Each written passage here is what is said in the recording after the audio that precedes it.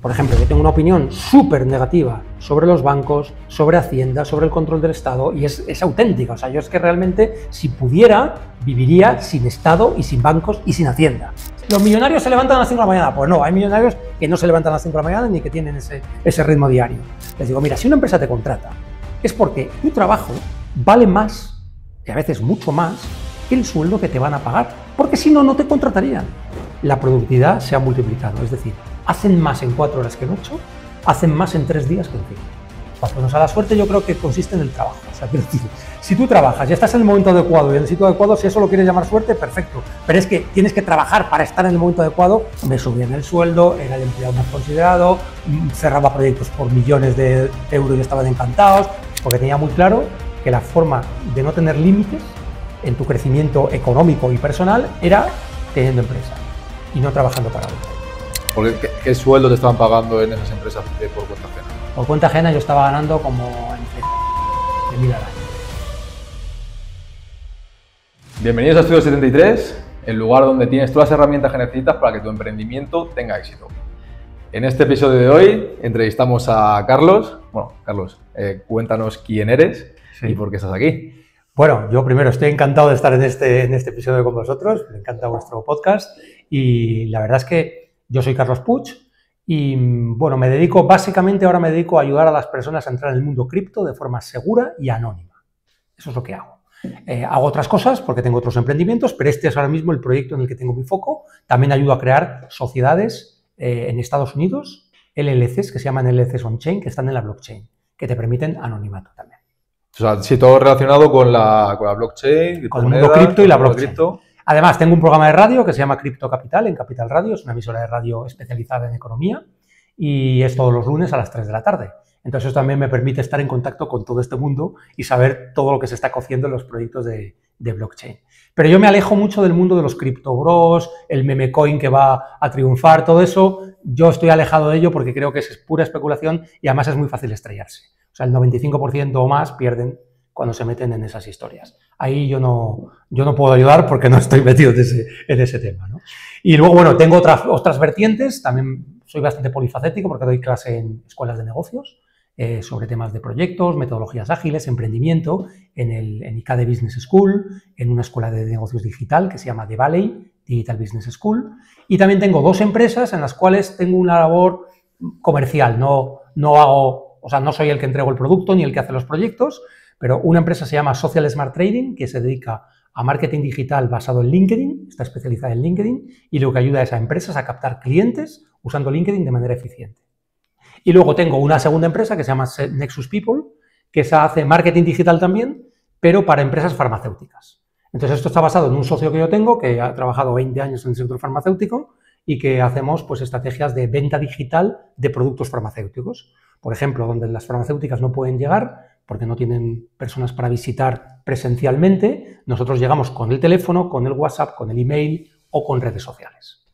¿Y todas estas empresas que tienes, o sea, son con el mismo socio o cada empresa tienes un socio? ¿Alguna eres tú solo? Vale, está bien preguntado eso. En la empresa especializada en LinkedIn, Social Smart Trading, tengo una socia. En la empresa farmacéutica tengo un socio que es diferente, que es el Javier, que trabajó muchos años en Merck, en MSD.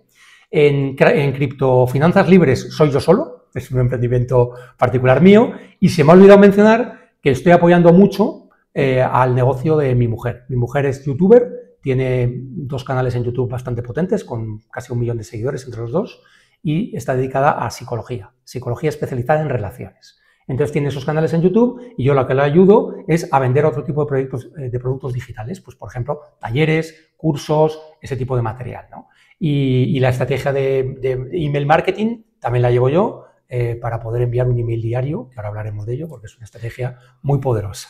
De hecho, claro, teníamos como muchas preguntas preparadas para ti y ya has ido sacando temas. El primero, antes de que se me olvide, hemos hablado de socios, entonces, ¿sí? ¿Qué opinas tú de emprender con un socio o tener negocios con un socio? ¿A favor? ¿Eres de los que piensan que mejor hacerlo solo porque así no tienes que rendir cuentas a nadie y minimizas problemas? Bueno, es una gran pregunta. A ver, yo el primer emprendimiento que hice, yo tenía 17 años y fue una empresa que pretendía sacar un sistema nuevo de publicidad en el metro, con proyectores de diapositivas instalados en los vagones para proyectar imágenes en las paredes opuestas del túnel. Entonces hicimos un prototipo que funcionaba, yo llevaba la parte técnica porque yo estaba estudiando entonces ingeniería y entonces, bueno, pues era la parte técnica, ¿no? Y ahí teníamos un socio que era el que se le había ocurrido la idea, un tío bastante potente, bastante interesante, pero tuvimos problemas porque no nos pusimos de acuerdo en la forma de repartir las acciones y el trabajo que hacía cada uno. O sea, yo creía que hacía mucho más trabajo de lo que se me estaba reconociendo y, bueno, pues hubo una discusión que al final rompimos relaciones y aquello acabó mal.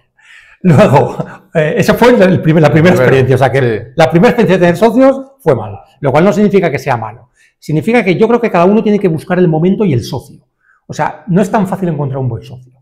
En la empresa en la que tengo ahora de LinkedIn, Social Smart Trading, tengo una socia que se llama Ana y inicialmente teníamos un tercer socio, Rafa, que la verdad es que se comportó fatal, o sea, era el típico tío que solo buscaba sacar y no aportaba nada y le tuvimos que comprar su parte y echarle de la empresa porque la alternativa era cerrar la empresa.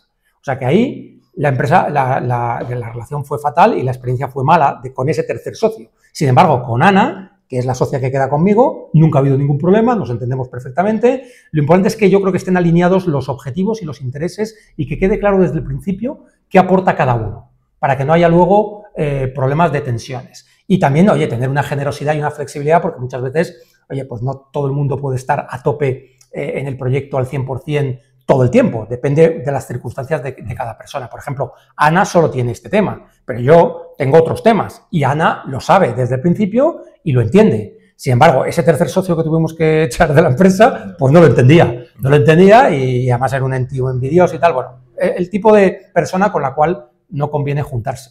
Pero era una persona, en este mundo de la empresa hay que tener cuidado con los, bueno, yo no sé si llamarlos psicópatas o sociópatas, pero hay más de los que parece. Es decir, es gente muy manipuladora, gente muy hábil, que te convence, te envuelve, te halaga tu vanidad y lo único que están buscando es manipularte.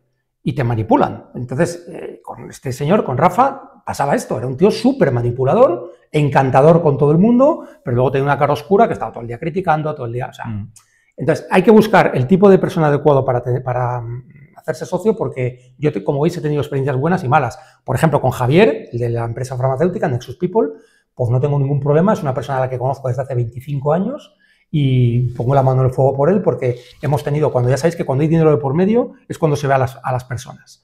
Entonces hemos tenido todo tipo de problemas, pues desde deudas hasta que había que afrontar conjuntamente, hasta facturación que había que repartir, etcétera. Nunca ha habido problemas y es una relación que yo estoy encantado de tenerle como socio. Pero es sana. Es muy sana, pero no es tan fácil.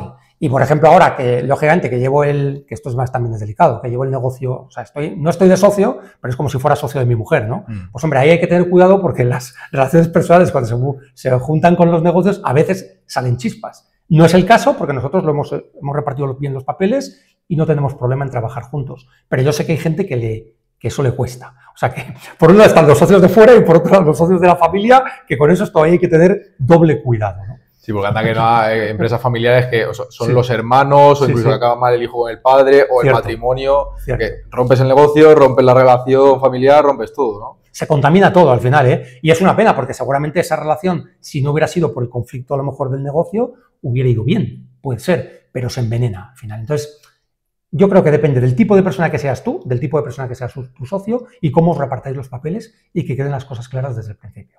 Sí, eso es algo que David y yo lo hemos hecho desde el principio, además lo hablamos. Bueno, vosotros sois socios, o sea, que también tenéis ahí una dinámica, ¿no? Que al final es algo que, si va todo bien, es para años, es una relación muy larga. Exacto. Lo que dices, no del nivel de ya pues tu pareja y demás, que luego preguntaré también sobre cómo emprender con tu pareja, que me parece un tema súper curioso, porque yo conozco a algún empresario más que también tiene negocios con su pareja y ella me dice, a ver, cuando la mujer no está de acuerdo con tal, y lo mismo me dice ella sobre él, y es como, hay tensiones. Hay tensión y convives con ella o con él, vamos. Y bueno, tú y yo ya lo hablamos al principio y la verdad es que muy bien. Es más, nos hemos propuesto anualmente oye, por ejemplo, hasta dentro de un año, nada, no sacamos nada de ganancias, por ejemplo.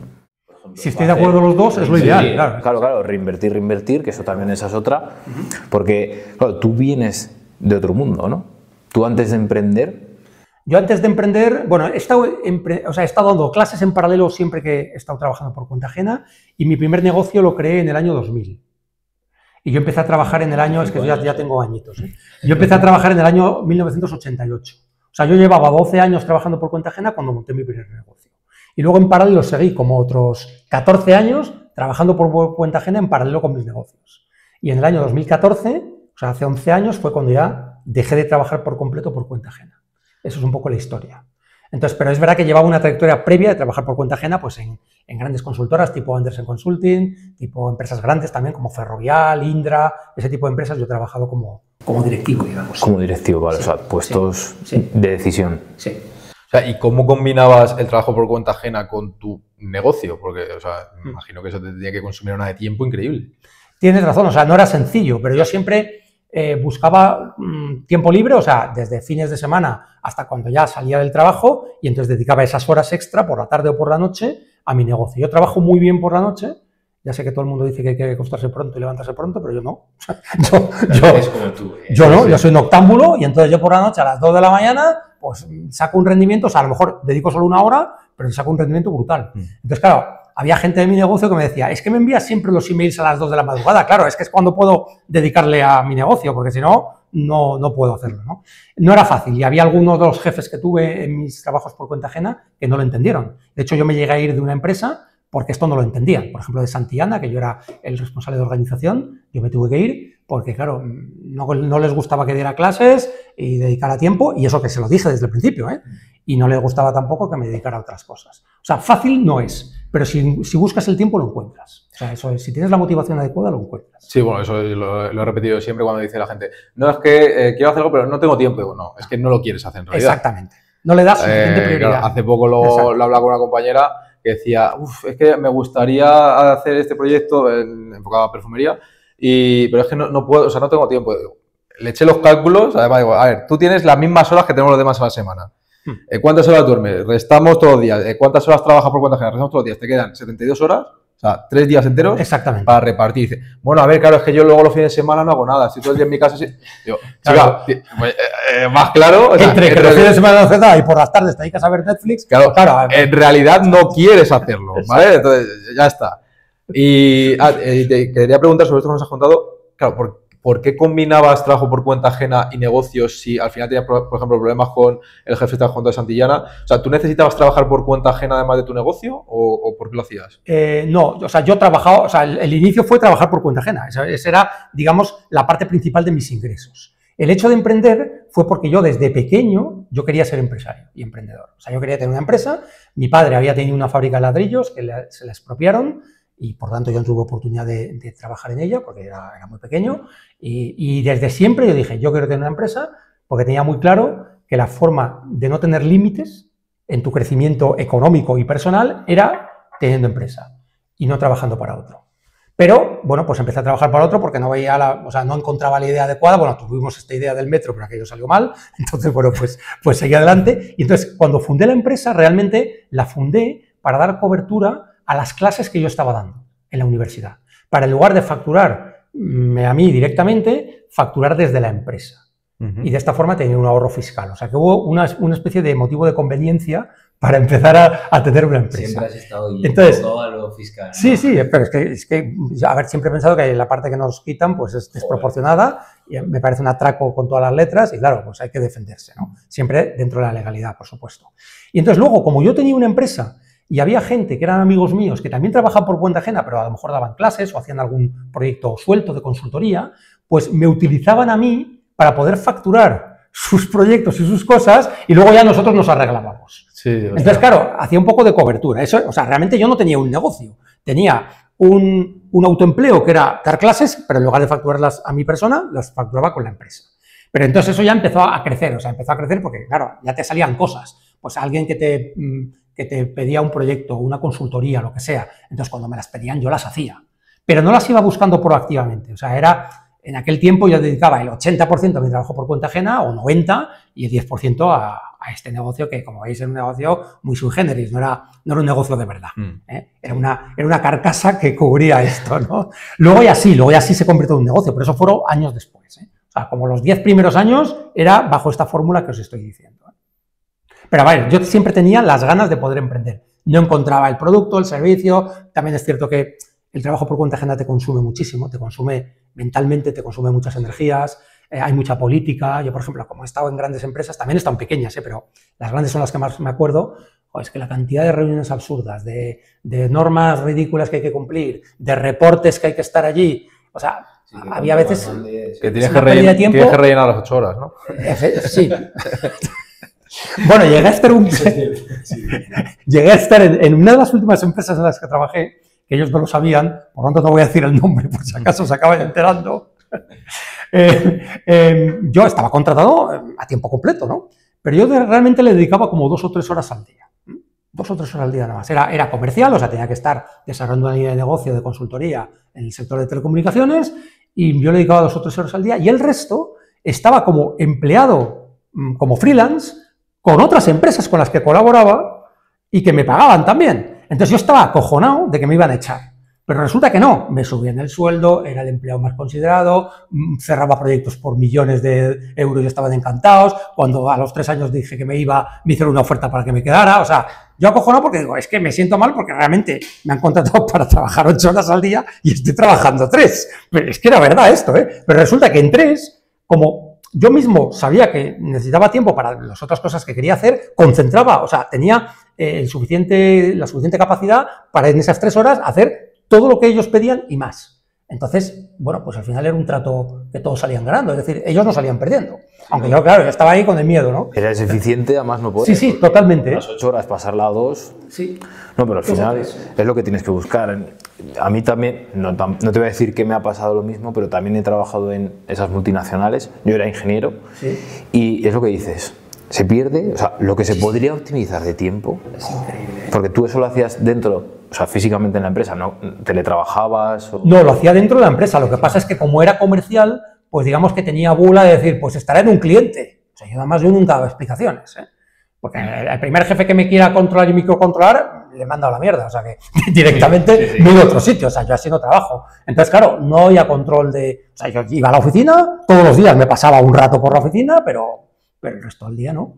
Ya, no. es lo que hacía, ¿eh? Porque entonces entonces no era tan fácil teletrabajar, la gente no teletrabajaba. Estamos hablando de hace 15 años o por ahí.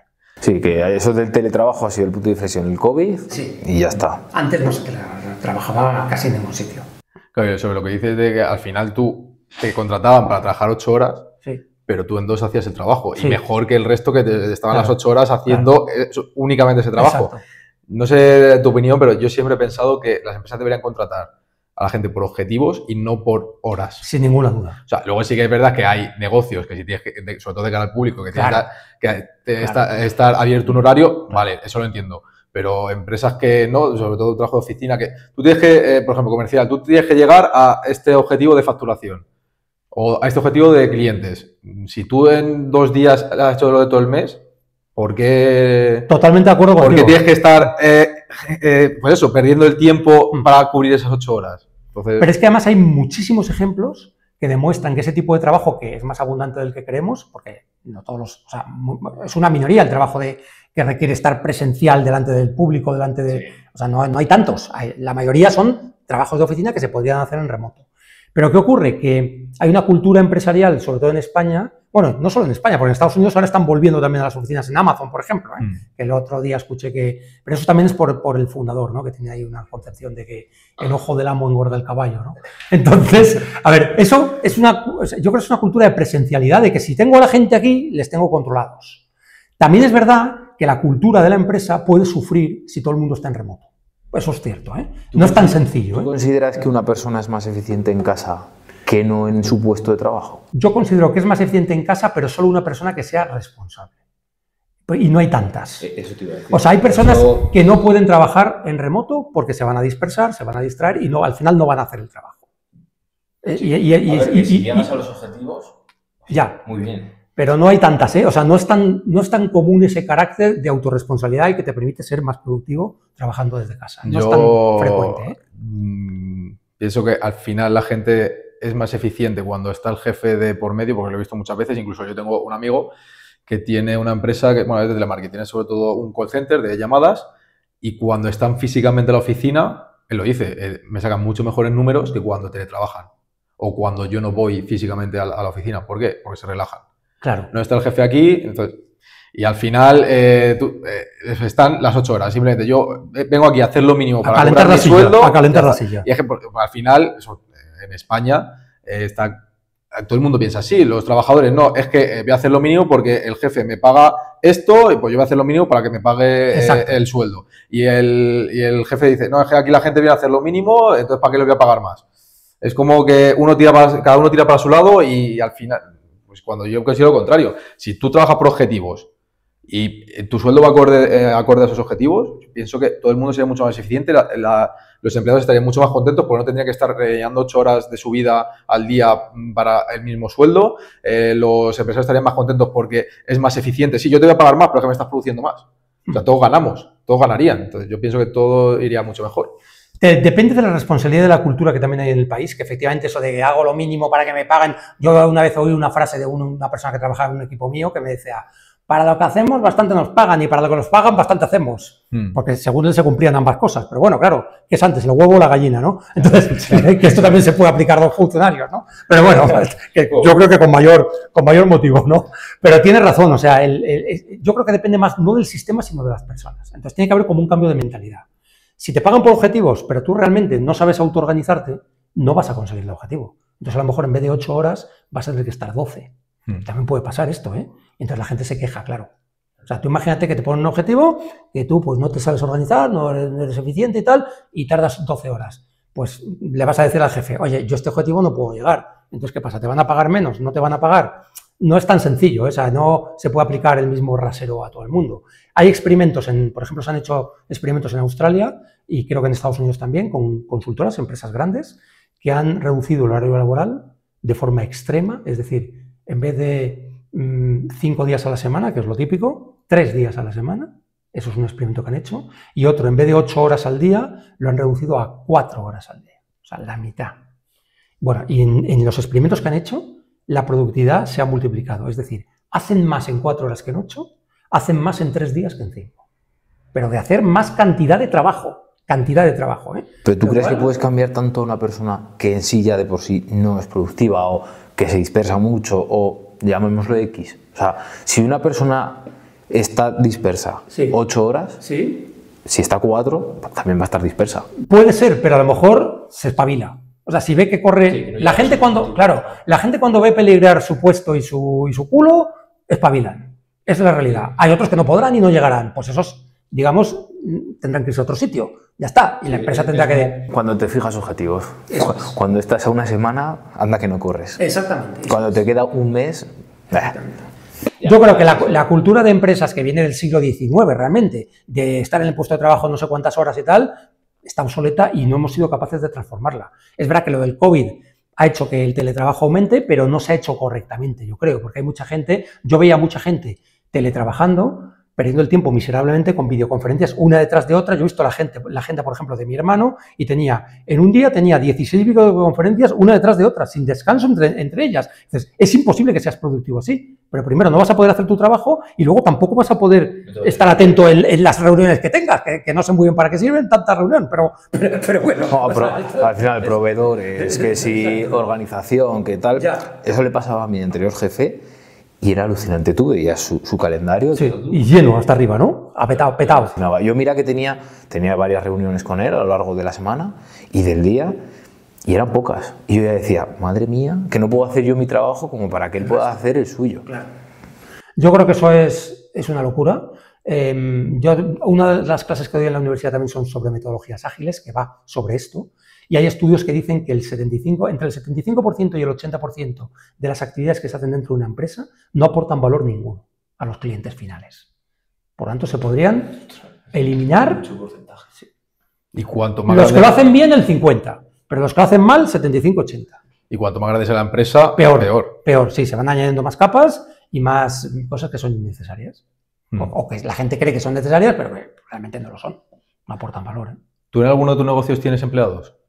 Tuve empleados, de hecho, os iba a contar antes, cuando me habéis preguntado la pregunta de los socios, con Javier, el Nexus People, la empresa esta de marketing en sector farmacéutico, llegamos a tener 25 empleados. Que ya es una pyme ya de cierto tamaño, ¿eh?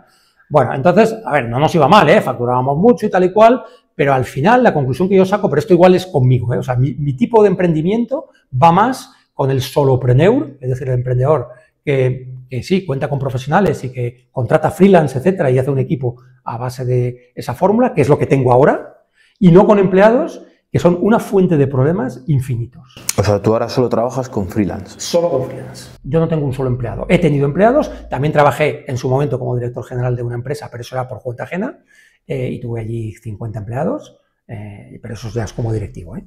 Pero tanto en mi vertiente como directivo como como emprendedor teniendo que contratar, al final, de verdad que es verdad que a lo mejor no puedes crecer tanto. Puede ser, ¿eh? Que también hay fórmulas para hacerlo. Pero la relación laboral yo creo que está envenenada. Está envenenada porque el empleado, lo que decíais antes, busca hacer lo mínimo para que estés medio contento con él y no lo eches, y el empresario además tiene en la cabeza de este tío me está engañando y al final esa relación no es sana. O sea, al final no puedes, no tienes un entorno que permita que la gente se pueda desarrollar y de verdad evolucionar, ¿no? Entonces, bueno, o sea, yo he tenido empleados y bueno, no he tenido ningún empleado que me haya hecho una pirula de estas, que conozco gente que las ha tenido, que les ha denunciado injustamente para que les paguen cosas que no les correspondían, cosas de ese estilo. Y también conozco algún empresario que son ojetas y que han intentado aprovecharse, o sea, que no digo aquí que... Pero no he tenido esos problemas, pero sin embargo la gestión diaria es agotadora. O sea, te impide... Porque si tienes 25 empleados, todos los días va a haber un empleado que tiene algún problema. Algún problema personal, algún problema de baja, algún problema de que no se encuentra bien, de que no está motivado, de que entra en crisis o lo que sea. Entonces tú tienes que estar ahí, claro, detrás. Sobre todo si estamos hablando de este tamaño. Ya empresas de tamaño mayor, lo que ocurre es que hay otras capas directivas que hacen esa labor, pero cuando tienes 25 lo haces tú. Entonces claro, te colapsa el día, ¿eh? ¿Y cómo lidiabas con esos problemas de los empleados que tenías? Mucha paciencia, mano izquierda, pero a veces también tú te agotas. Es decir, llega un momento en que no vives. Porque yo por ejemplo, cuando tenía empleados, pues teníamos problemas de tesorería a veces. De hecho, cuando tuvimos que despedir gente cuando decidimos que teníamos que reducir el tamaño porque el negocio se nos cayó un cliente grande, con Javier, que ahí es donde se ven también si el socio es bueno o no. Cuando hay problemas económicos y está allí contigo, codo con codo, sacando las cosas adelante, es cuando te das cuenta de que el socio merece la pena, que fue el caso, ¿no? Tuvimos que despedir gente, pero te decía, la forma de lidiar. Yo el primer problema que tenía cuando me levantaba era cómo poder pagar las nóminas. Entonces, claro, eso te quita mucha energía mental, porque tienes que estar, hasta que no consigues los clientes o los proyectos necesarios para saber que vas a pagar la nómina de ese mes, y eso no es tan sencillo, o tienes 25 personas, pues no vives. O sea, entonces... Y encima, si mientras estás intentando lidiar con eso, te viene no sé quién, con una chorrada de problema que al final, porque es que la gente, claro, les das la mano y te toma del brazo, o sea, es que es así, es humano, si yo lo entiendo, ¿eh? Entonces, no era sencillo, era pues, siempre poniendo parches, o sea, yo me recuerdo poniendo parches continuamente. El problema que tiene no sé quién, pues ahora resulta que tenemos que buscar un sustituto para esta persona porque no puede estar, porque tiene una baja de no sé cuántos. Bueno, pues ahora y claro, sobrecostes, más problema todavía para pagar la nómina, o sea... Y que tú no eres productivo. Totalmente. Estoy apagando los fuegos de ellos y bueno, también los míos. Exactamente. Entonces, aquello no es muy eficiente, la verdad, ¿eh? O sea, yo lo he vivido y esa etapa la he vivido, pero he decidido no vivirla más. Porque ya la he pasado, ya la conozco. Sí. A ver, tampoco se me daba mal dirigir gente. O sea, yo era una persona que la gente que trabajaba para mí me lo decía. Decía, oye, mira, tú me explicas las cosas. Yo, por ejemplo, cuando entraba una persona en la empresa, lo primero que hacía era explicarle cómo ganaba dinero la empresa. Es decir, el modelo de negocio. Esto normalmente no te lo explican cuando entras en una empresa. Es decir, esta empresa se dedica a esto. Pero es que además de dedicarte a esto, gana dinero haciendo esto. Hay actividades clave que te producen... te permiten ganar dinero y otras que no, entonces tienes que distinguirlas, no sé qué tal, todo ese tipo de funcionamiento yo lo intentaba explicar, mejor o peor, ¿no? Pero vamos, es una forma también de involucrar a esa persona en la misión y en el trabajo que tiene que hacer. Tienes que darle esa motivación también. Claro. Que como esto se vaya al traste, tú te vienes con... Exactamente, eso es, para que entendiera que yo siempre les explicaba y ponían todos una cara como platos, que esto también lo explico en la universidad a los chicos y también se quedan asombrados. Les digo, mira, si una empresa te contrata, es porque tu trabajo vale más, y a veces mucho más, que el sueldo que te van a pagar. Porque si no, no te contratarían. A ver si os queda claro. O sea, la gente se cree que no. Me pagan y el dinero sale del aire. No, que no. O sea, que si tú no entregas más valor del que te pagan, te vas a la calle o la empresa se hunde.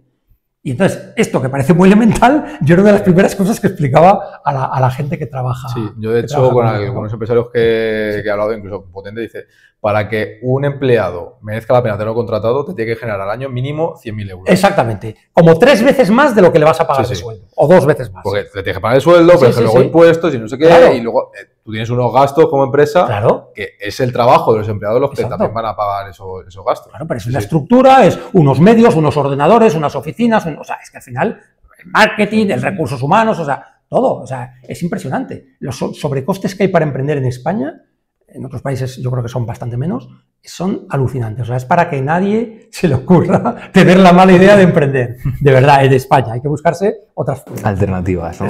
Espera. Corte rápido para decirte que si te está pareciendo interesante la entrevista, te suscribas a la newsletter Estudio73.pro. En ella tratamos estos temas y muchos más en profundidad para que tu emprendimiento tenga éxito y sobre todo que puedas mandar a tomar por culo a tu jefe. Además, al suscribirte vas a recibir nuestro método el que nosotros implementamos a la hora de crear esas marcas potentes y que también utilizan las mejores empresas del mundo. Tienes el enlace en la descripción y apúntate antes de que acabe la entrevista.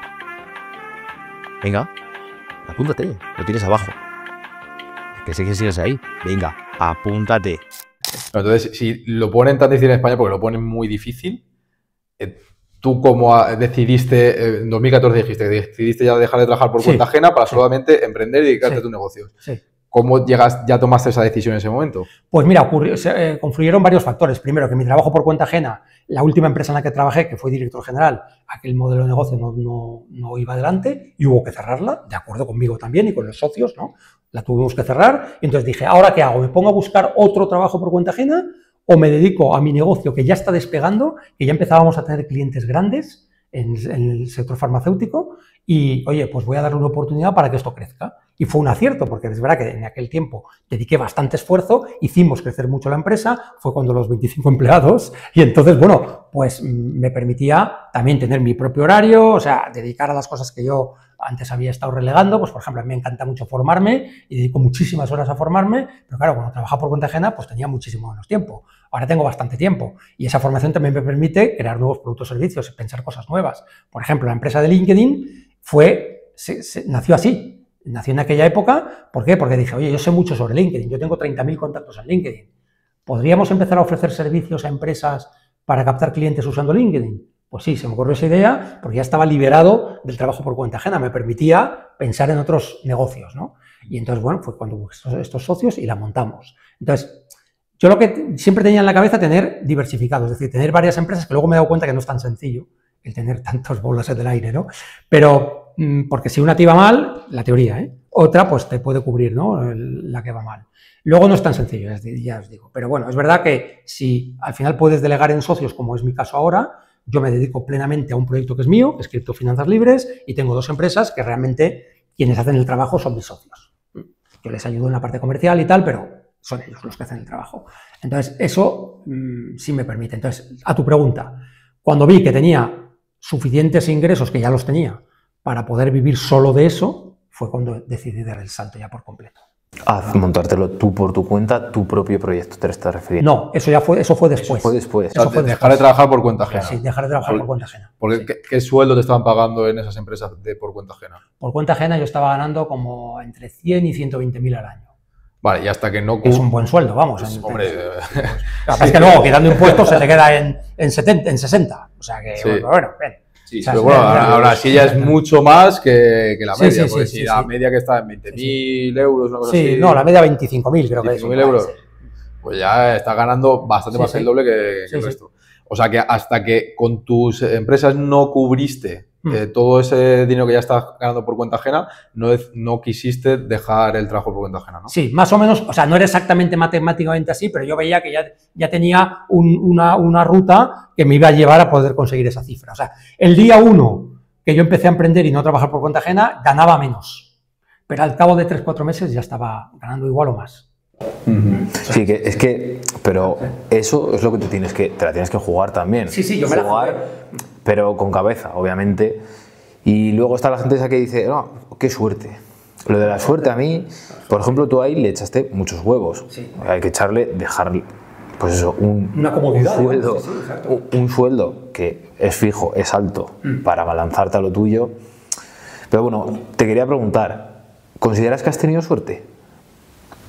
Es que a mí la suerte, o sea, no la meto dentro de la ecuación. O sea, la suerte yo creo que consiste en el trabajo. O sea, quiero decir, si tú trabajas y estás en el momento adecuado y en el sitio adecuado, si eso lo quieres llamar suerte, perfecto. Pero es que tienes que trabajar para estar en el momento adecuado y en el sitio adecuado y con la gente adecuada, porque si no, no te va a llegar. O sea, de hecho, ¿quién decía lo de que la suerte te pille trabajando? ¿No? Exactamente. Eso es totalmente de acuerdo. La suerte tiene que pillar trabajando, porque si no te pilla trabajando, puedes tenerla y no poder aprovecharla, claro. Claro, y bueno, y en tu caso es que a las 2 de la mañana, después de haber estado trabajando por cuenta ajena, seguías mandando emails para tu propia empresa. O sea que...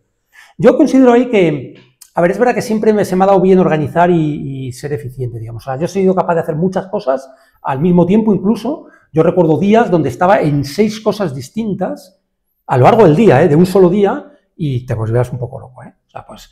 La empresa que me pagaba por cuenta ajena, mi proyecto 1, mi proyecto 2, las clases, la clase de la universidad 1, la universidad 2, o sea, al final aquello era un poco locura. Y tampoco lo recomiendo, porque es verdad que dispersarte tanto te resta energía. Pero siempre he sido capaz de organizarme bastante bien y entonces desde ese punto de vista no he tenido problemas. O sea, siempre creo que, como dices tú, si quieres hacerlo, encuentras el tiempo para hacerlo. Y lo quitas de otras. Pero a la vez, también soy una persona un poco comodona, quiero decir. Si yo puedo hacer este trabajo en 1 hora, para ahorrarme otra hora, a lo mejor esa otra hora no la empleo en trabajar. La empleo a lo mejor en verme una película o ir a ver un partido de fútbol porque me gusta el fútbol. Ya está, o sea que, claro, intentar buscar huecos, o sea, acabar antes para tener más posibilidad de tener huecos también para ti, para tu vida, digamos, personal y familiar, ¿no? Y entonces, a alguien que quiera emprender o esté emprendiendo, que quiera dejar su trabajo por cuenta ajena, ¿qué consejos le das para al final decidir dar el paso o que el paso sea más fácil? A ver, es que esto es difícil, porque es que depende de las personas. Yo creo que un consejo que yo le daría, que de hecho es lo que yo he hecho, porque yo he estado trabajando por cuenta ajena y emprendiendo a la vez. Yo creo que eso está bien porque te permite hacer una transición más suave. Es verdad que luego llegó un momento que dije, mira, se acabó, pero se acabó porque la empresa había cerrado, o sea, siempre hay como un desencadenante que te hace decir, pues venga, doy el salto ya. Pero cuando tengas que dar ese salto, sí conviene que hayas empezado a hacer algo de tu proyecto, aunque sea en idea, en conceptualizar la idea, en dedicar esa serie de horas aparte de tu trabajo, en pensar quién puede ser tu cliente, qué tipo de producto, qué tipo de servicio. Entonces, yo diría que como mínimo una serie de meses o incluso 1 año o más, compaginando tu idea, que a lo mejor es todavía un embrión, no es un negocio, con tu trabajo por cuenta ajena. Y cuando ya más o menos veas que has hecho alguna prueba en el mercado, algún test, que has podido conseguir que alguien te pague por lo que tú piensas ofrecer en el futuro, o que realmente hay señales que te indican que realmente aquello puede despegar, es entonces cuando yo daría el paso, no antes. Hay mucha gente que se lanza a lo loco, bueno, gente que dice, voy a montar un bar, y bueno, montando un bar y aquello es un desastre, porque primero es una inversión inicial espantosa y luego aparte es un trabajo súper esclavo. O sea, yo respeto mucho a la gente que tiene este tipo de negocios porque me parece una vida bastante sacrificada. Pero es el típico negocio que se puede plantear a alguien y dice, pues venga, monto un bar y ya está, porque me gusta el tapeo. Bueno, pues normalmente no acaba bien, ¿eh? Pero otro tipo de negocios yo sí recomiendo compaginar. O sea, compaginar el trabajo por cuenta ajena y el negocio que tú tienes en la cabeza e intentar validarlo. Validarlo lo más posible. Validarlo significa que haya gente que te haya comprado algo o que haya expresado el deseo o que tú hayas hecho un ensayo de ese servicio o ese producto que vas a hacer y poderlo comprobar que el mercado responde. Si no, es un salto al vacío. Y no lanzarte a lo loco. Es un poco lo que has hecho tú al principio, compaginas. Exacto. Y teniendo, ahora porque esas 2 empresas ya las tienes más delegadas y tal, sí. ¿Cómo te organizas? ¿O te organizabas? Ahora imagino que tendrás más tiempo para ti, lo que dices, sí, para crecimiento personal, ¿no? Que muchas veces se deja de lado, nos centramos tanto en lo profesional, formación para diseño, SEO, SEM. Hay tantas cosas en el mundo nuestro, por ejemplo, del marketing, porque tú, ahora entraremos, pero tú tienes que ver de marketing también lo suyo. He estudiado un poquito y lo he aplicado. Sí, he aplicado algunas cosas, otras... Con todo lo que estudias, sí. Pero ¿cómo te organizas? O sea, 3 empresas. Y hay gente que tendrá más y tendrá sus métodos, ¿no? Pero ¿cómo gestionas? Porque ahora hay muchas herramientas, mucho gurú de productividad. Sí. Pero de ti, que has tenido eso, bastante trabajo. ¿Cómo lo gestionabas? Vale, pues a ver, bueno, primero yo tengo una característica, es verdad que ahora estoy intentando corregir porque para la salud no es bueno, y es que siempre he dormido poco. Dormir poco significa que he dormido entre 5 y 6 horas en promedio. Entonces, claro, eso te da alguna hora más. Y además te da alguna hora más de noche, en mi caso, que es más productivo. Con lo cual, todas las tareas que no necesitas hablar con gente y estar en contacto con clientes, etcétera, yo las he podido hacer en ese hueco en el cual el resto de las personas están durmiendo. Entonces, claro, esto yo lo he podido hacer, pero a lo mejor hay gente que no puede hacer esto. Sí. O hay gente que a lo mejor se acuesta pronto y lo puedes hacer si te levantas pronto, por ejemplo. Yo personalmente soy de esos, del club de las 6 o de las 5 de la mañana, sí. ¿No? Yo me levanto antes a las 5 o a las 6 que no quedarme hasta las 3 como hacéis vosotros. Yo, sí. Eso, vamos. Pero a ver, esto viene de la infancia. O sea, yo cuando estudiaba por la noche. Entonces, yo a lo mejor me pasaba toda la noche estudiando, el día antes del examen, y normalmente me salía bien.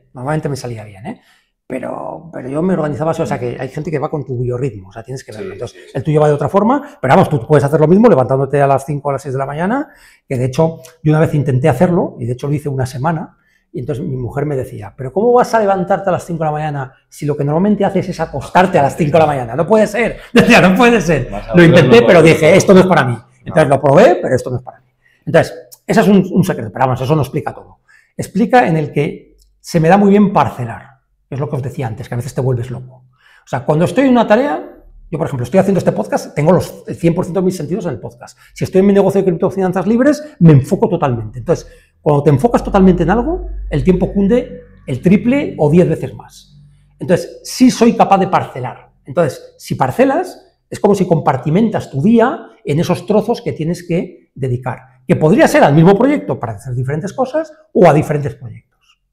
Entonces, me sale de manera natural, tampoco os puedo decir qué técnica utilizo. Es verdad que utilizo algunas técnicas, pues por ejemplo, me pongo un objetivo diario al día, la tarea más importante que el día acaba bien si esto lo consigo hacer. Entonces, claro, si tienes un objetivo al día, pues pones los focos primero, el foco en conseguir ese objetivo, esa tarea, ¿no? Y luego ya tienes el resto del día para lo demás. Entonces, eso funciona. El tema de... Hay gente que utiliza el pomodoro, yo lo utilizo alguna vez, que son periodos de 30 minutos con una alarma que te avisa, 25 minutos de trabajo profundo, 5 minutos de descanso y así. Y si tienes que dedicar varios pomodoros, que cada periodo se llama pomodoro, a terminar algo, pues lo dedicas, ¿no? Me va también muy bien el no ser demasiado ambicioso en el sentido de, si tengo que hacer 4 tareas y sé que tengo que dedicar a lo mejor 1 hora a cada una de ellas, no las pongo pegadas ni seguidas. O sea, siempre, y esto cuando lo hacía era un desastre, pero siempre dejo como mínimo media hora de descanso, de pausa, que a lo mejor no es descanso, a lo mejor me pongo a leer cosas o lo que sea, o hacer otras tareas de más bajo nivel, ¿no? Pero no encadenar tareas que requieran concentración una detrás de otra, porque eso mata la productividad por completo. Y luego tienes que conocer tu cuerpo también. Yo, por ejemplo, justo después de comer no es el momento más productivo del día. Sin embargo, ¿cómo consigo que sea productivo? Pues intento que las clases que doy en la universidad sean justo después de comer. Porque claro, estás en una clase, eres el profesor, ya por narices tienes que estar activo, porque es que si no... Y entonces lo que estoy haciendo es hackear mi propio cuerpo, ¿no? Mi propio biorritmo. Sí, fuerzas, claro, lo fuerzas a que, oye, al final, pues estás ahí y lo haces, ¿no? Y lo haces bien, ¿no? Entonces, pues son algunos de los trucos. Hay alguno más, ¿no? Pero realmente hay muchas técnicas. Yo también hago clase de productividad y eficiencia. Por cierto, hay un libro que leí yo de un señor, tengo que encontrar el texto, luego lo busco, que probó 100 técnicas distintas de productividad para aprovechar el tiempo, incluyendo lo de levantarse a las 5 de la mañana, y en el libro cuenta los resultados. O sea, es técnicas para ser más productivo. Y las hizo todas, desde ayunar, levantarse antes, los pomodoros, todo, absolutamente todo lo que encontró lo probó. Y en el libro lo cuenta. Y entonces su conclusión es que no todas las técnicas sirven para todo el mundo. Tú tienes que encontrar aquella que va contigo. O sea, que no puedes decir, es que los millonarios se levantan a las 5 de la mañana. Pues no, hay millonarios que no se levantan a las 5 de la mañana ni que tienen ese ritmo diario. O sea, esas generalizaciones normalmente no funcionan. Lo que sí funciona es que la gente que intenta ser multitasking, que bueno, ya sabes el chiste famoso de que las mujeres se pueden y nosotros no, bueno, pues ellas tampoco, porque es verdad que es cierto que ellas tienen más capacidad para algunas cosas de ese tipo, ¿no? Pero es mentira, o sea, si haces multitasking, lo que estás haciendo es totalmente disgregar tu atención y ser muchísimo menos productivo. Cada interrupción requiere entre 15 y 20 minutos para poder volverte a poner en el mismo punto de productividad que antes de la interrupción. Por lo tanto, si consigues minimizar las interrupciones, estás consiguiendo algo bueno. Digitales o presenciales. Entonces, técnicas como un cortel, no me molestéis porque estoy trabajando, o desactivar las notificaciones del móvil o del ordenador, todo eso siempre va a... Siempre viene bien. O, por ejemplo, los emails, que son ladrones de tiempo brutales, ¿no? Los emails, yo lo que hago es que solo los consulto 2 veces al día. Y entonces los consulto y los contesto 2 veces al día, nada más. Sí, tienes un... Pero eso, por ejemplo, ¿te marcas horas? Sí. Vale. Sí. Por la mañana después de hacer ejercicio y por la tarde antes de cerrar el chiringo.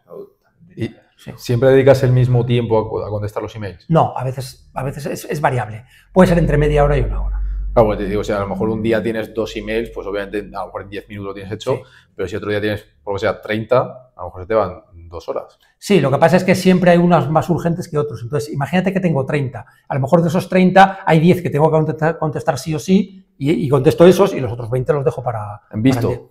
Para el día siguiente. Sí, es que no siempre requieren, Sí. a veces. Y luego, ladrones de tiempo brutales, que desde luego en trabajo por cuenta ajena, bueno, no es tan difícil hacerlo, o sea, yo lo he hecho. Intentar minimizar el número de reuniones que tengas. O sea, lo ideal, el número ideal de reuniones es 0. Ese es el número ideal de reuniones. Eso es lo que yo intento, ¿eh? Y de hecho ahora lo consigo casi siempre. O sea, yo miro mi agenda de la semana y es verdad que tengo reuniones con clientes, pero no son para vender, son para hacerles el servicio que me han contratado, que me lo han contratado de forma digital. Por lo tanto, no he perdido una reunión para explicar al cliente lo que le voy a hacer y para hacer una propuesta y para hacer no sé qué, para arriba, para abajo. No, eso ya está resuelto digitalmente. Lo que tengo es una reunión para hacerle el servicio. Ya está. Vale, y entonces, ¿cómo haces ese proceso de venta que no requiere de tu presencia ni de ninguna reunión? Vale, pues a ver, bueno, esto lo estoy ensayando. Yo empecé con el email marketing muy en serio, con el proyecto de mi mujer, con los 2 canales de YouTube, que ya aprovecho para decir cuáles son Laura S. Moreno y Laura Te Aconseja, son canales de psicología, están en YouTube. Lo dejaremos en la descripción Y nada, fantástico. Bueno, pues hace 710 días, lo sé porque envío un email cada día y el de hoy es el 710, hace 710 días yo empecé con la técnica del email diario. Esa técnica la aprendí de Isra Bravo y de Luis Monge Malo. De ellos 2 aprendí que, bueno, pues podía ser una técnica y yo al principio no sabía qué esperar de ella, pero sí sabía que tenía unas características, ese modelo de negocio que me gustaba mucho. No tienes empleados, te ganas la confianza de manera digital, es escalable, es masivo, requiere relativamente poco esfuerzo y lo único que requiere es talento para poder contar historias todos los días que entretengan y que te sirvan para poder vender lo que tú quieras vender. O sea, realmente, y eso no lo tiene casi ningún otro negocio. Hay otro negocio del que no he hablado, en el que también me metí, y de hecho estoy medio metido porque doy formación, que es el negocio del trading. Entonces, el negocio del trading también tiene muchas características que me gustaban. No requiere empleados, si sabes hacer trading, sobre todo con robots, que es lo que yo hacía. No requiere tampoco estar todo el día pegado a la pantalla, y si tú tienes robots que funcionan, los pones a trabajar y es como si tuvieras esclavos produciéndote dinero. Luego no es tan bonito el tema, ¿eh? Pero bueno... Sí, es el trading algorítmico, ¿no? El trading algorítmico, efectivamente. El trading algorítmico, tanto de divisas como de futuros. No, yo he ganado un concurso y todo, internacional de robots y tal. Sí. ¿Diseñaste tu robot? Sí, yo sé programar robots y los puse a trabajar en un concurso que duraba 3 meses, que lo hacía Bolsa y Mercados Españoles y la Universidad Politécnica de Madrid, y es internacional, y lo gané en 2020. Y entonces gané el concurso, claro, eso me dio mucha visibilidad, y entonces... Pero a ver, yo no quería crear un negocio en el cual la gente me diera su dinero, porque aparte eso está prohibido y es muy delicado, sino podría plantearme vender robots. Pero es que vender robots es muy tramposo, porque un robot te puede durar un cierto tiempo, pero no te va a durar 10 años. Claro. Entonces, yo me sentía... O sea, yo no lo he hecho nunca, por eso no lo he hecho nunca. Yo no he vendido robots porque me parece que es una estafa. Lo que sí puedes enseñar es formar a la gente a crear robots ganadores, eso sí, y hay técnicas que te permiten hacerlo. Requiere mucho tiempo, requiere mucho esfuerzo. Pero ese es otro modelo de negocio que me gustaba. Pero cuando yo encontré el modelo del email diario, vi que era bastante superior al del trading automático. Porque el trading automático, o sea, te da unos dolores de cabeza brutales, o sea, tienes que estar al día constantemente, investigando un montón, dedicándole muchísimo tiempo, muchísimas horas, y en cambio el del email diario, es verdad que le tienes que llegar tiempo, pero te sirve para vender muchas otras cosas, ¿no? O sea, realmente es como la llave de la libertad, por así decirlo, es verdad. Entonces, ¿qué empecé a hacer? Pues me centré solo en ese modelo. Yo voy a intentar vender cursos, talleres y consultas de mi mujer utilizando el email diario. Es verdad que yo tenía la ventaja de que ya tenía una audiencia previa. En aquel momento tenía como 200.000 personas seguidores en YouTube, porque ya había empezado a hacer YouTube, se habían popularizado y tenía sus seguidores, teníamos esa masa. Pero claro, un seguidor en YouTube no es un cliente. Un seguidor en YouTube, tú no tienes su email. O sea, hubo que crearlo desde cero. Hubo que crear desde cero la base de datos de emails que permite poder hacer esta estrategia, porque si no tienes una base, pues esta estrategia pues te leen 20 y no te sirve para nada. Te tienen que leer unos cuantos miles para que esto funcione, ¿no? Entonces, bueno, pues, ¿cómo empezamos? Pues empezamos con todas las personas que habían ido a su consulta, de los cuales sí teníamos su email, porque le habían pagado la consulta, que la vendía a través de su web. ¿Cogisteis esos emails? Y los metimos directamente en la lista, sí, sin preguntar. Y luego cogimos emails de gente que había dejado su email porque había entrado en la web. Y en la web hay el típico formulario de deja que suscríbete. Y ya está. Entonces, entre unas y otras teníamos como 4.000.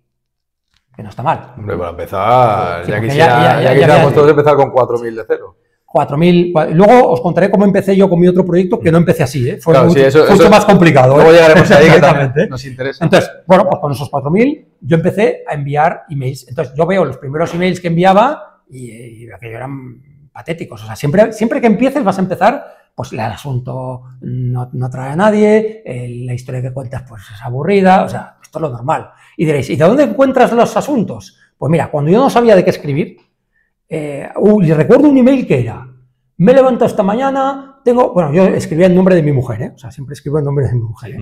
Esto tampoco es interesante que se difunda mucho, pero bueno, es la verdad, ¿eh? Entonces, no, pero bueno, eso es lo que... adoptando su personalidad. Sí, copywriter, ¿no? No, pero dentro del copywriting es lo que se llama ghostwriting. Exacto, ghostwriting. Que es, escribes con la personalidad de otra persona. Sí. Exactamente. Pero vamos, casi todos los grandes es un copywriter anónimo que les escribe. Exactamente. Incluso las publicaciones de LinkedIn. Sí, claramente, de Twitter, de Instagram, etcétera. Sí.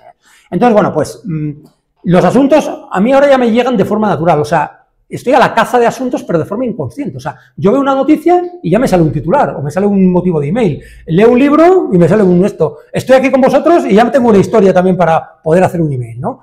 Hablo con un amigo, lo mismo. O sea, es que cualquier circunstancia de tu vida diaria se puede convertir en un email.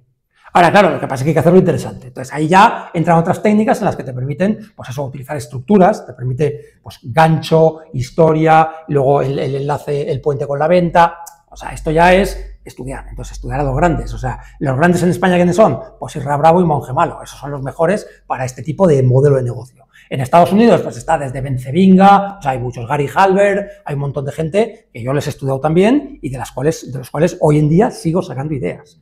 Porque yo, lógicamente, me suscribo a las listas de esas personas e intento ver qué emoción despierta en mí al leer un email e intento reproducir historias que generen ese tipo de emoción. Y que es adaptarlo a ti, no es copiar. Que mucha gente se centra en eso, en, venga, cojo esto que está haciendo este influencer que tiene 1 millón de seguidores, venga, lo copio tal cual. Sale como sale. Claro. Hay una fórmula que creo que es de Monje Malo, que dice, para hacer un titular y escribir un email, conviene que sea curiosidad interesante más promesa deseable. Curiosidad interesante, pues una noticia. Entonces, pues resulta que ahora Hacienda va a perseguir a la gente que saque más de 1.000 euros en efectivo. Noticia. Y promesa deseable es, yo tengo una técnica que te puede intentar evitar estos límites que tiene Hacienda. Entonces, de hecho, esos titulares... es muy inteligente el coger titulares de noticias porque ya se han esforzado esos periodistas en hacer un titular que atraiga. Siempre es un clickbait. Que atraiga, exactamente. Entonces, están diseñados para que pinchen. Luego ya a lo mejor ni siquiera la gente lee la noticia porque no tiene nada que ver o en la promesa de titular, el cuerpo del artículo se queda muy flojo, pero ya por lo menos esos sí que están diseñados para que hagan clics, porque al final los periódicos digitales lo que les interesa son los clics. Totalmente, ¿eh? Y luego disciplina, o sea, yo tenía muy claro que si empezaba, que esto lo tienes que pensar mucho antes de empezar, ¿eh? O sea, si tú vas a empezar un email diario y al mes te vas a rajar porque no encuentras ideas, porque no te sientes bien, porque no tienes tiempo, porque no sé qué, pues no lo empieces. Es mejor que no lo empieces porque vas a perder el tiempo. O sea, yo tenía claro que cuando empecé una lista tenía que ser disciplinado y eso, o sea, iba a misa. Algunas veces he hecho el email de mi mujer sale a las 6:30 de la mañana, yo a veces he acabado de escribir el email a las 2 de la mañana, de algún día, excepcionalmente, ¿eh? Lo normal es que lo escriba de un día para otro y hay veces que lo que hago es que me escribo 7 para la siguiente semana. Pero nunca con mucha más antelación porque así son frescos. Así me permite también tocar temas de actualidad, etcétera. Sí, que aunque tengas la lista de 7, igual entre medias, hoy me ha pasado algo, lo quiero contar. Y en todos los emails, bueno, hay veces alguna excepción de colaboración con otras listas, etcétera, en todos los emails vendo algo. En todos, o sea, eso es sin excepción. Y además la gente que está lo sabe, claro, porque ya se ha suscrito a una lista y lo explico, ¿no? Entonces, bueno, pues el modelo, ¿cómo funciona? Funciona por repetición. O sea, al final la confianza viene de la familiaridad con la persona con la que estás interactuando. Si tú logras estar en la bandeja de entrada de una persona que no te va a abrir todos los emails, pero con que te abra uno de cada 3, de cada 4, ya estás más presente que cualquier otra persona que le vaya a ofrecer productos o servicios. Y aunque a lo mejor no te necesite a ti o no le interese el tema que le estás contando en ese momento, puede ser que piense en ti cuando tenga el problema o puede ser que piense en ti cuando alguien le pregunte. Es decir, oye, ¿conoces a alguien que haga? Y entonces el primer nombre que va a aparecer es el tuyo porque estás todo el día impactándole en su cabeza. Entonces, ese modelo, por eso es tan importante. La gente subestima la capacidad de la repetición y no se dan cuenta de que vende más un vendedor mediocre que está todos los días en la mente de sus clientes que un vendedor brillantísimo que una vez al mes pasa por allí y hace algo. O sea, es que esto es matemático y yo lo he comprobado en mis carnes. O sea, yo desde que he empezado a vender cosas para el negocio de mi mujer, pues hoy hacemos un taller por ejemplo, de respetar los límites en las relaciones personales, por ejemplo, que ya hemos vendido varios de estos.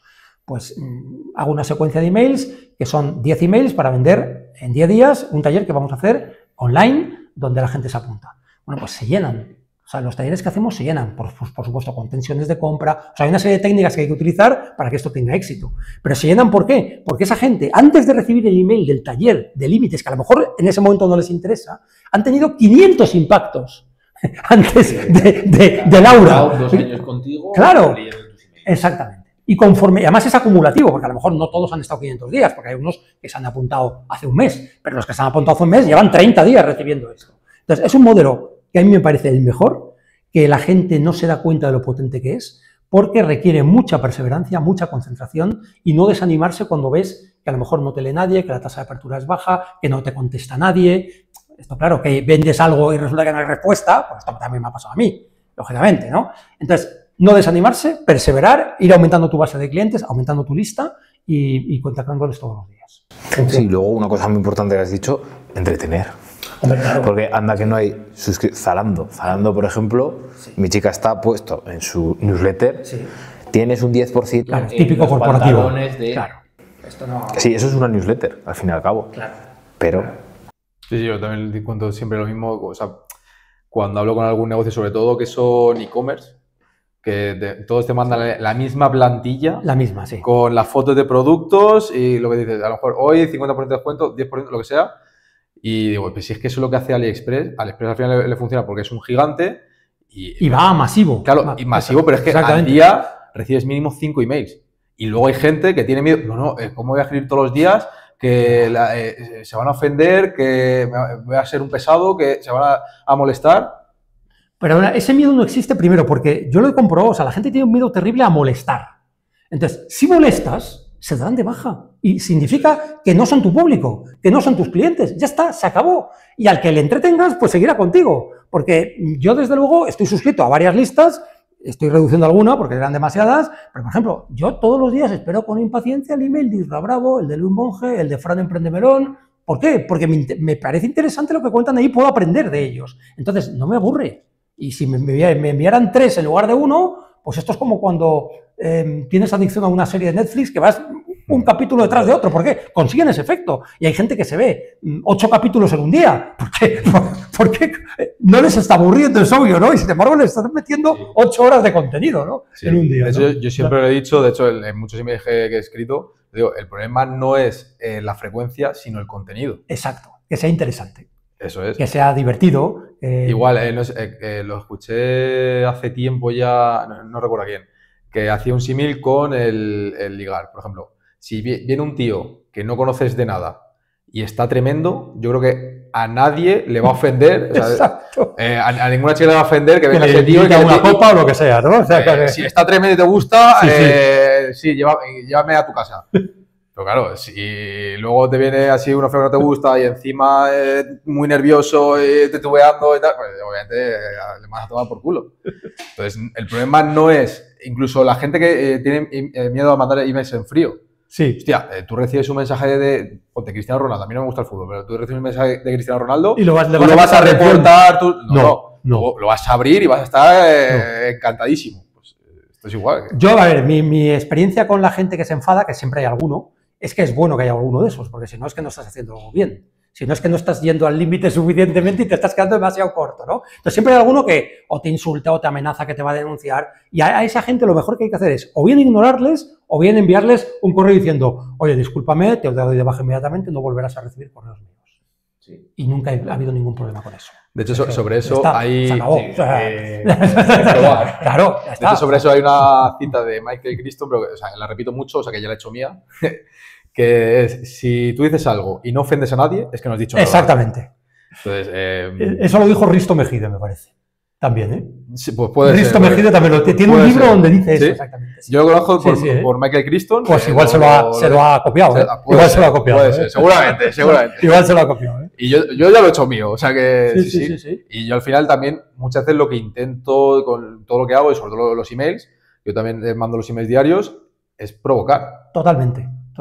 E incluso dividir, o sea, polarizar. O sea, realmente posiciónate en una postura claramente y entonces ahí tendrás tu tribu. Y los otros, pues que hay gente para todo el mundo. O sea, que aquí tú dices una tesis y vas a tener seguidores, seguramente. Se trata de que encuentres tu público, a los que les convenza tu forma de ser, tu forma de actuar, tu forma de opinar, ¿no? De hecho, eso es algo que a mí nunca me ha gustado mucho, pero cuanto más radical eres, más gente vas a tener que te siga ciegamente. Eso se ve con equipos de fútbol, con partidos políticos, sí. Y también se ve religión, con religión. Sí. Entonces, si tú tienes un posicionamiento muy claro e incluso extremo, vas a triunfar mucho más que si tú intentas agradar a todo el mundo.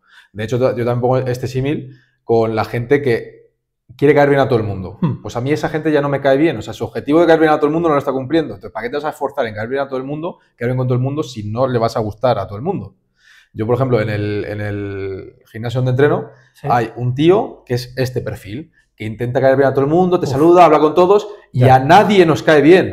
¿Por qué? Porque es muy tan forzado, falso, ¿no? Claro, es tan forzado, se le ve tan necesitado que está buscando activamente caer bien a todo el mundo que no cae bien a nadie. De hecho, a mí también la gente que más me atrae es la que se la pela todo. O sea, va por la vida, mira, me la pela de caerte bien o no. Exacto. Es que me da exactamente igual. Yo voy a seguir haciendo lo mío y a mí esa gente es la que me atrae de verdad. Lo que pasa es que eso requiere cierta madurez. O sea, yo reconozco que yo hace 20 años no tenía esa fuerza de carácter que puedo tener ahora para decir ciertas cosas que antes no me atrevía a decir, porque es humano también el querer agradar a todo el mundo, ¿no? A nadie le gusta caer mal y ser ahí el borde y tal, no. Pero no tienes por qué ser borde, puedes ser educado, pero decir firmemente lo que tú opinas. Por ejemplo, yo cuando vendo cosas, pues que lógicamente le pones un precio. Entonces hay gente que le parece caro, hay gente que le parece barato, hay gente que no dice nada. Entonces siempre va a haber alguien al que le parezca caro. Entonces yo siempre utilizo la siguiente fórmula. Este curso, este taller cuesta 200 euros. Si te parece caro, tienes razón. Si no te parece caro, también tienes razón. O sea, ya está. Entonces, no, añado. Si te parece caro, tienes razón, no lo compres. O sea, directamente. O sea, es mensaje ya directamente. Entonces ya, claro, desactivas cualquier objeción. Porque, oye, ya te estoy diciendo que si te parece caro, no lo compres. ¿Qué más quieres que te diga? Claro. Chico, date de baja. Ya está. No hay problema con eso, ¿no? Pero sí, muy cierto que hay que ir con ser auténtico. O sea, lo que yo creo que vende es ser auténtico. Y vende mucho. Bueno, te voy a decir, claro, ¿cómo se consigue ese cambio de mentalidad de la gente que tiene mucho miedo de decir cualquier cosa por no ofender a nadie, que nadie se moleste? Incluso yo lo veo mucho en negocios.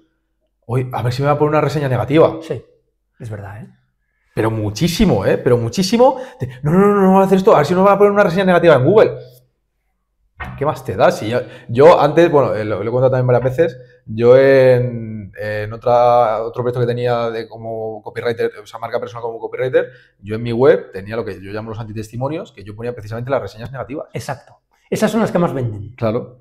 Yo cuando todo el mundo, además es una forma de diferenciarse, cuando todo el mundo plaga todas las webs de 5 estrellas, de testimonio positivo, tal, yo digo, de hecho cuando hice la página y no tenía ningún comentario negativo, dice, mira, aquí te voy a poner los comentarios negativos en el momento que tenga alguno, de momento no tengo ninguno.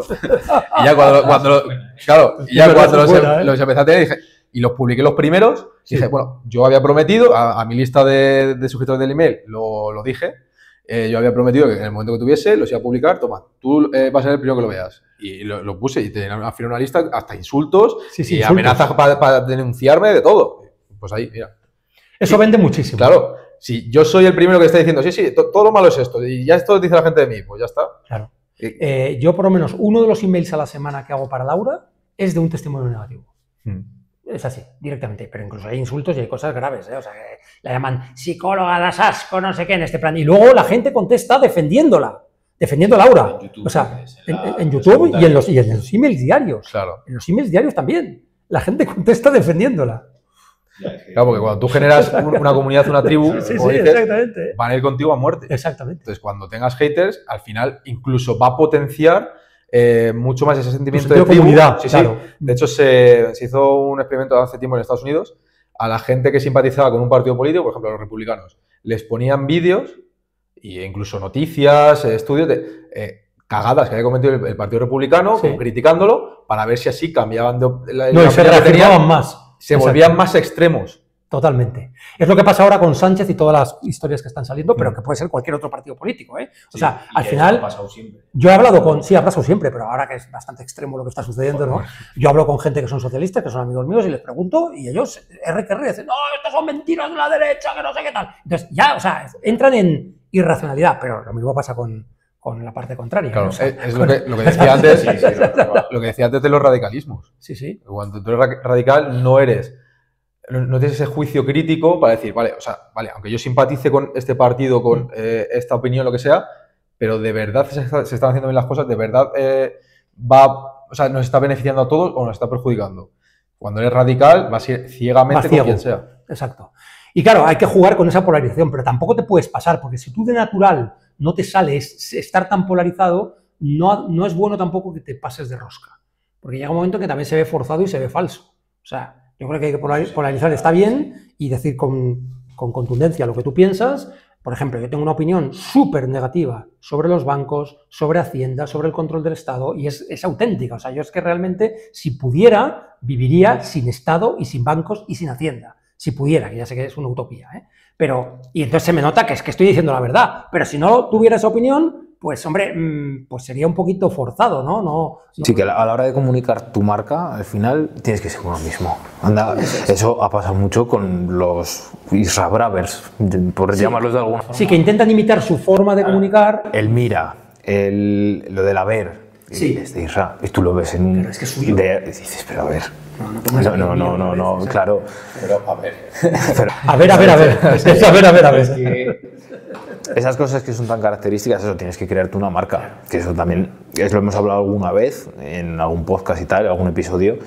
Joder, también una marca tiene detrás mucho estudio. Tú te has creado ahora una marca. Sí, cierto. Tú empezaste centrándonos en lo de cripto, en el mundo cripto, que ahora entraremos también un poquito en ello. Bien.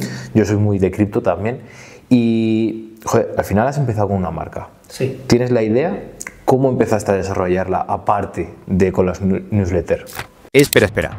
Hasta aquí la primera parte de la entrevista. La semana que viene subiremos la segunda parte, no te preocupes. Pero para no perderte nada, suscríbete al canal. Y obviamente, suscríbete a la newsletter para no perderte nada. En ella, nada más entrar, te vamos a contar nuestro método, el método que seguimos para que tu emprendimiento tenga éxito y puedas crear una marca que sea la hostia. Un sistema sumamente sencillo para que tu emprendimiento tenga éxito, pero hay que implementarlo. Y así puedas mandar a tomar por culo a tu CC de una vez por todas.